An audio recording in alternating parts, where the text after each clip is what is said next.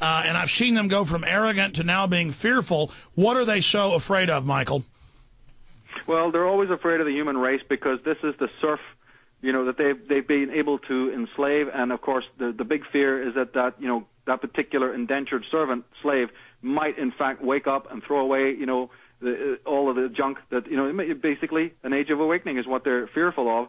Anyone who has control that's surreptitious, anyone who has a catalog of criminality like they have, these are super criminals, mega criminals, the genocides, the colonializations, the war on consciousness, all the devastation that they've wreaked. Of course, these are criminals who don't want, to be discovered or the light to be shone on them. I've often said in my work that, hey, these guys say that they're worshippers of the sun. They claim to worship light. What would happen to them? Let's see the effects on them when we turn the light of truth and knowledge onto them. See how they like it. And this Revelation says they traffic in the souls of men. That's really what's valuable to them is blinders, shutting people down, darkness, destruction. Look at the artwork the elite buys, buckets of maggots, images of dead babies. I mean, this is the most popular art across the board worldwide with the elites, 100 million pounds. Sometimes $200 million, for one piece of blasphemous art. And they say, we're buying this art to worship it, to adulate it, to give it the support it deserves. So what is their master plan? If they were to win, what is the world they're trying to set up? Let's get into the technological enslavement. They're not trying to set it up. They've already been doing it. As I said before, this imperialist movement of this juggernaut, we're only seeing the latter days of something that has been a continuous, ongoing, incremental movement, down through history. Americans tend to, not see that. They don't see, the whole movement of stuff. Well, Michael, I see it. I'm talking about their end game. They're gearing up for something big. Well, I believe it's basically, this ties into my work on 2012 and what's coming there. It's a sort of a 0 hour. This is the death of anything human.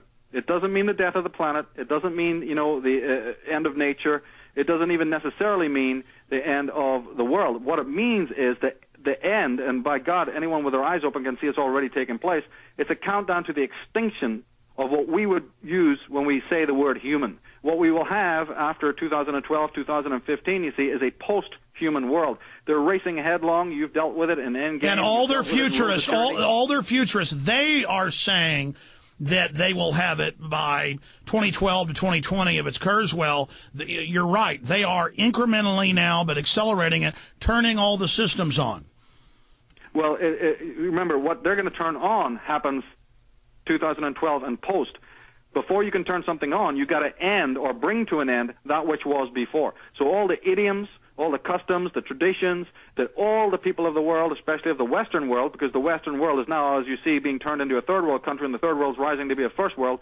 What we're heading towards right now is basically a post-human dystopia in which man is either so reduced to a robotic level that he runs even more headlong into the pharmaceutical thing to drug and to escape himself, or it will literally be some sort of Blade Runner dystopia in which you are literally, going to be vaccinated in a way that changes your, being, or they've messed with our DNA. And by the way, 20 years ago, they had live viruses, and now they're advertising them, that go in and create lobotomies in key areas of the brain. The viruses attack specific brain tissues to literally create mindless, gibbering automatons, and all of them say this is the plan, and DARPA says this is the plan. And as horrible as this sounds, they need to do this, and they want to exterminate at least 90% of us and have 10% suboid, subhuman slave creatures that serve them. Well, I believe if you also bring in the whole the concept of the GMOs,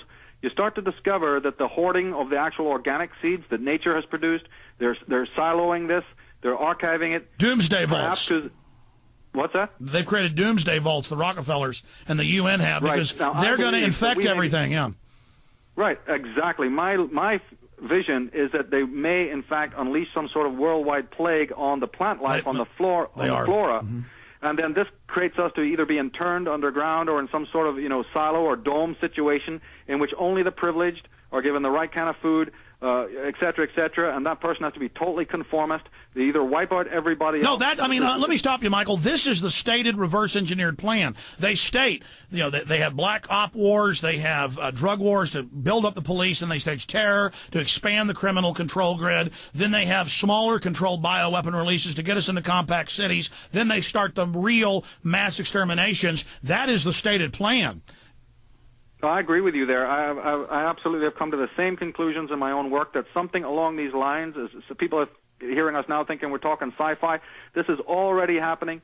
The Monsanto and the GMO is all behind this. There's something going on, and it ties back to what we said about the inability to be able to control masses of people through the gun-to-the-head system. That has been tried. It doesn't work.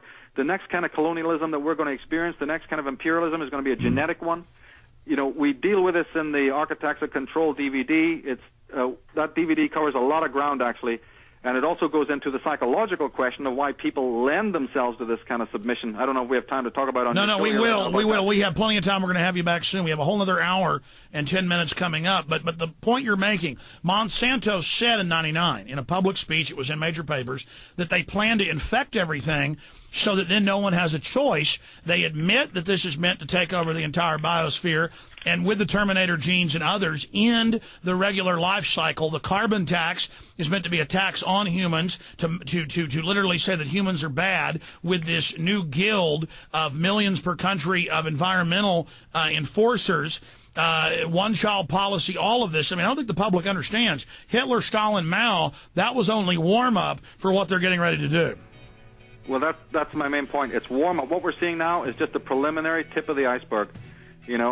Now this the Architects of Control DVD is actually dedicated to Jim Keith and to also Ezra Pound. These are two people that have a big impact on me, because Jim Keith was always looking, and I know you do as well, at this whole technological Leviathan, which is one of the greatest clubs in the hands of the elite. Stay there. Michael Tsarion. We're going to talk behind the scenes as well now.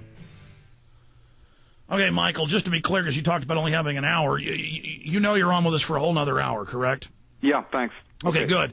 Again, we're on the internet right now. We can skip this break right now, but I don't want to get into any of the main subject you're going to be covering, because I want to share all this with everybody out there on the AM and FM shortwave satellite and the rest of it.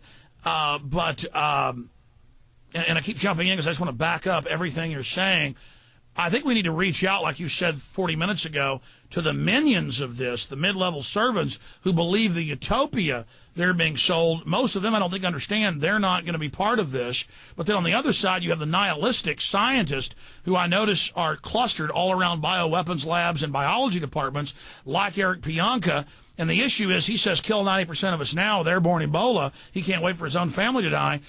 And we even got the FBI to go out and talk to him. The point is, he gets 95% standing ovation, with the scientists crying when he talks about how everyone's going to be killed. And then his graduate students send me threatening letters saying, look, he's not extreme. Most of us believe everyone should be killed. And you Google the person's name, and there they are in a white lab coat working at a bioweapons lab.